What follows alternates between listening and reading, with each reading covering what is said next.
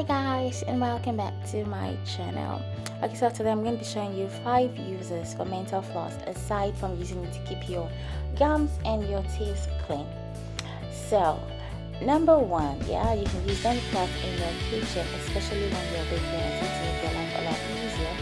I'm going to give you 5 tips how. The first one is cutting a cake horizontally.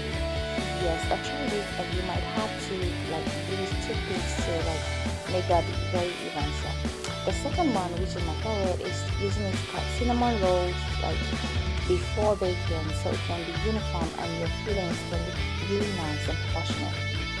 Number 3 is to use it to lift cookies that are stuck to the bottom of the pan. I haven't tried that, but I think it works better.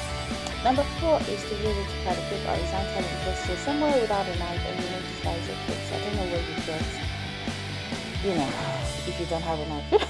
But number 5, you can also use it to cut cookie dough before baking and to make it really uniform and really nice. I've only tried 2 of this and I think it works quite well. I haven't tried the other ones because they seem really kind of weird, but if you try it, let me know in the comment section below. So thank you guys for always watching my videos, and make sure to subscribe to my channel, and I'll see you in the next one. Bye.